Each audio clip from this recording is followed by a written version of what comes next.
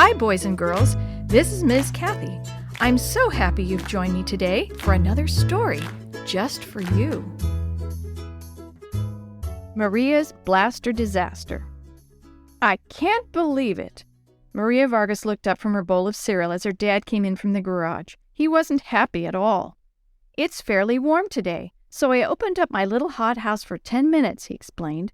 The next thing I knew, that cat from next door was in my tomato plants. Maria had watched her dad build his little hothouse out beside the garage. It was a square frame of wood with plastic tacked over it. It keeps the plants warm so they can begin to grow before spring comes, Mr. Vargas had explained. When it's warm outside, I'll plant them in the garden. Mrs. Vargas patted her husband's arm. Did your plants get knocked over? Mr. Vargas sat down. No, the cat only dug up one plant, but that's one too many. If I'm going to have tomatoes to show at the fair this summer, I've got to get them growing early. And if that cat kills them, I'll kill... No, dear, Mrs. Vargas said. Let's not threaten small animals. I'm sure your tomato plants will be fine. Daddy, Yo-Yo asked with her mouth half full of oatmeal, why are you growing tomatoes in a house? Mr. Vargas smiled. I'll grow them in their little house when they're tiny, Yo-Yo. When they get bigger, I'll plant them outside. Yo-Yo turned to Maria. When they're big enough, they get to go outside and play, she explained. Maria tried not to laugh with her mouth full. Dad sure did get mad at that cat, she thought. I sure wouldn't want him to get mad at me.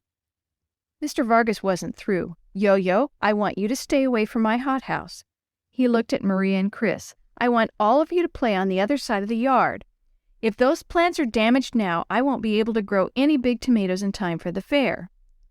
Later that afternoon, Maria walked by the living room on her way outside. Her mother was visiting with Mrs. Myers from down the street. Maria stopped to hear what they were saying. Emily doesn't really have a family, Mrs. Myers said. She's been out on her own for a long time. Her father threw her out of the house. He made her leave? Mrs. Vargas asked. Yes, Mrs. Myers answered sadly. Even though she was his daughter, he was too mad to ever forgive her. They haven't spoken in years. Maria backed away. Emily's father got mad and wouldn't forgive her, she thought. I'll never make my father mad like that.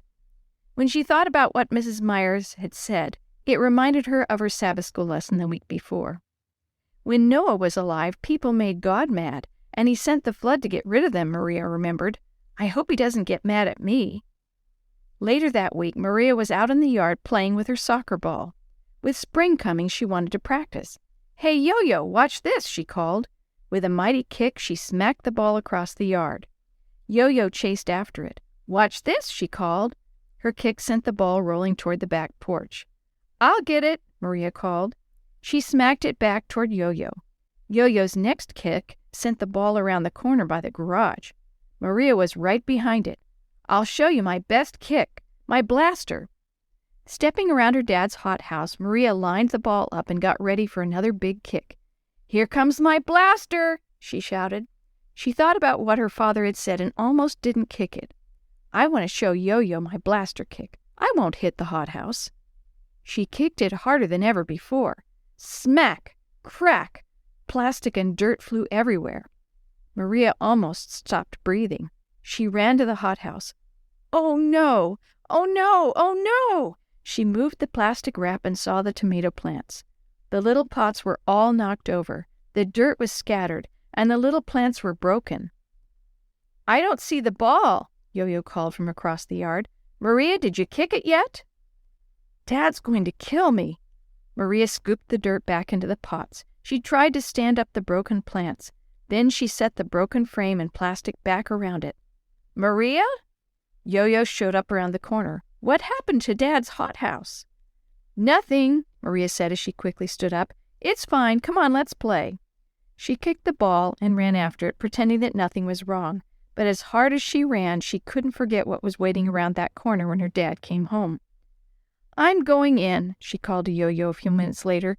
I don't feel so good. I think I'll lie down for a while. But even lying down on her bed with her pillow on her head didn't help. Maria, are you feeling okay? It was Mrs. Vargas. Before Maria could answer, they both heard Mr. Vargas's voice at the back door. What happened to my tomatoes? Maria rolled over against the wall. Mrs. Vargas almost whispered, Maria, You didn't break Daddy's hothouse, did you?" The pillow nodded. "And I know Dad hates me now," Maria sniffled. Her mom started to say something, but she left quietly. Maria clenched her fists and waited. Finally, she heard it. "Maria?" It was her father. She pushed the pillow away and sat up. "I'm sorry about the tomato plants," she cried. Tears ran down her face. "Do I have to leave now?" Her father walked across the room and sat down beside her. Maria took a deep breath and closed her eyes. Then it happened. Her dad's arms wrapped around her in a big hug. "Maria, you're not leaving. I'm keeping you with me forever." Maria's eyes popped open. "You don't hate me?" "Maria, I love you." Her dad stroked her hair. "Nothing you can do will ever change that. I'm very unhappy that my tomato plants are dead. I'm unhappy that you disobeyed, but that doesn't change how much I love you." Suddenly, Maria didn't feel sick at all. She did get to help rebuild the hothouse and do dishes every night for a week, but at the end of the week, she was still smiling. At the shoebox, Mrs. Shue told the story of the Tower of Babel. The people were disobeying God as the people before the flood had, and just as God loved the people who didn't choose to get on the ark, He loved the people at Babel. These stories tell us that no matter what we do, our Heavenly Father still loves us. Maria understood better than anyone else did.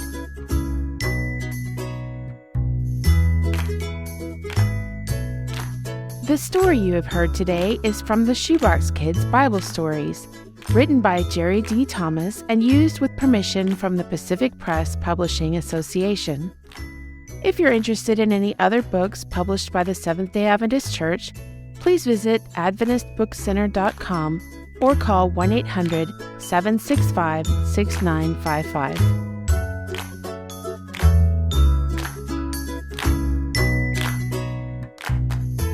This podcast is a production of the Carolina Conference of the Seventh-day Adventist Church.